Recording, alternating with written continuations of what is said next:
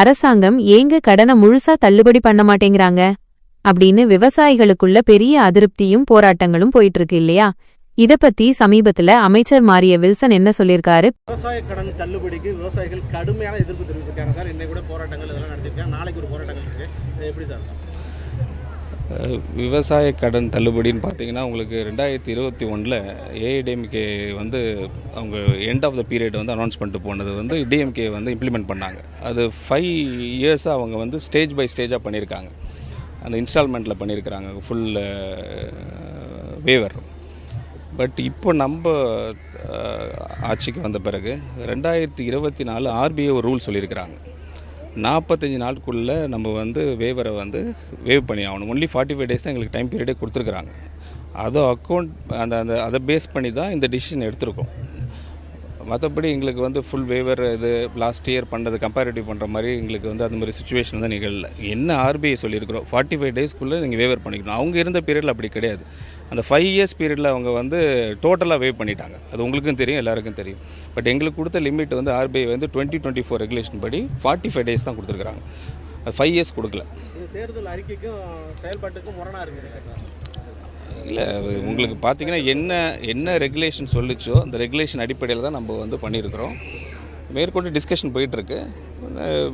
We will let you know very soon. Revised பட்ஜெட்டில் உங்களுக்கு எல்லாம் தெரிய வரும், கவலைப்படாதீங்க. நம்ம எல்லாருக்குமே தெரியும், கடந்த 2021 அதிமுக அரசு அவங்களோட ஆட்சி முடிகிற சமயத்துல விவசாய கடன் தள்ளுபடி பத்தி ஒரு அறிவிப்பு வெளியிட்டாங்க. ஆனா அப்போ அவங்களுக்கு கடனை தள்ளுபடி பண்ண 5 வருஷம் டைம் இருந்தது. அதனால அவங்க வருஷம் கொஞ்சம் கொஞ்சமா, அதாவது தவணை முறையில் ஸ்டேஜ் பை ஸ்டேஜா முழு கடனையும் தள்ளுபடி பண்ண முடிஞ்சது. ஆனா இப்போ நிலைமை அப்படியே தலைகீழா மாறிடுச்சு. ஆர்பிஐ போட்ட புதிய முட்டுக்கட்டை 2024 full reserve bank of India ஒரு புது ரூல்ஸ் கொண்டு வந்திருக்காங்க. அதுபடி ஒரு கடனை தள்ளுபடி பண்ணணும்னா வெறும் 45 நாட்களுக்குள் அதை முழுசா தள்ளுபடி செஞ்சு முடிக்கணுமா. பழைய மாதிரி 5 வருஷம்லாம் டைம் எடுத்துக்க முடியாது. இப்போதைய அரசுக்கு ஆர்பிஐ கொடுத்திருக்கிற இந்த 45 நாள் டைம் லிமிட் தான் மிகப்பெரிய நெருக்கடியை ஏற்படுத்தியிருக்கு.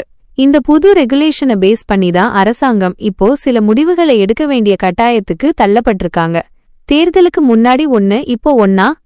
அப்போ தேர்தல் அறிக்கையில ஒன்னு சொல்லிட்டு இப்போ செயல்பாட்டுல வேற மாதிரி பண்றீங்களே, இது முரணா இல்லையா அப்படின்னு செய்தியாளர்கள் கேள்வி எழுப்பிய போது அமைச்சர் மாரிய வில்சன் ரொம்ப யதார்த்தமா ஒரு விளக்கம் கொடுத்தாரு. கடந்த ஆட்சி காலத்துல ஆர்பிஐயோட இந்த மாதிரியான கட்டுப்பாடுகள் எதுவும் பெருசா இல்ல. ஆனா இப்போ பயிர்க்கடனை தள்ளுபடி பண்றதுக்கு இந்த 45 நாள் விதிமுறை கடுமையான ஒரு சவாலா இருக்கு. இருந்தாலும் விவசாயிகளோட பயிர்க்கடனை முழுமையா தள்ளுபடி செய்யறதுக்கு என்னென்ன வழிகள் இருக்குன்னு அரசாங்கம் தொடர்ந்து பரிசீலனை செஞ்சுட்டு வராங்க. அடுத்து என்ன நடக்க போகுது? விவசாயிகள் ஒரு பக்கம் தொடர்ந்து போராட்டங்கள் நடத்திட்டு இருந்தாலும் இந்த கடன் தள்ளுபடி விவகாரம் தொடர்பாக அரசாங்க அதிகாரிகள் மற்றும் நிதித்துறைக்கு இடையே இன்னும் ஆலோசனைகளும் பேச்சுவார்த்தைகளும் போயிட்டு தான் இருக்கு. கூடிய சீக்கிரமே இது குறித்து ஒரு நல்ல முடிவை அறிவிப்போம்னு அமைச்சர் சொல்லியிருக்காரு. வர்ற மாற்றி அமைக்கப்பட்ட பட்ஜெட்ல எல்லா விவரமும் உங்களுக்கு தெரிய வரும், யாரும் கவலைப்பட வேண்டாம்னு அமைச்சர் ஒரு பாசிட்டிவான பதிலை கொடுத்திருக்காரு.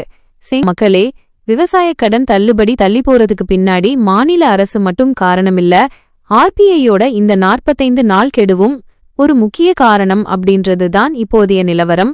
இத பத்தி நீங்க என்ன நினைக்கிறீங்க? ஆர்பிஐயோட இந்த புது ரூல்ஸ் விவசாயிகளை பாதிக்குமா? உங்களோட கருத்துக்களை கீழே கமெண்ட்ல சொல்லுங்க. வீடியோ பிடிச்சிருந்தா லைக் பண்ணி ஷேர் பண்ணுங்க. அடுத்த வீடியோல பாப்போம். நன்றி.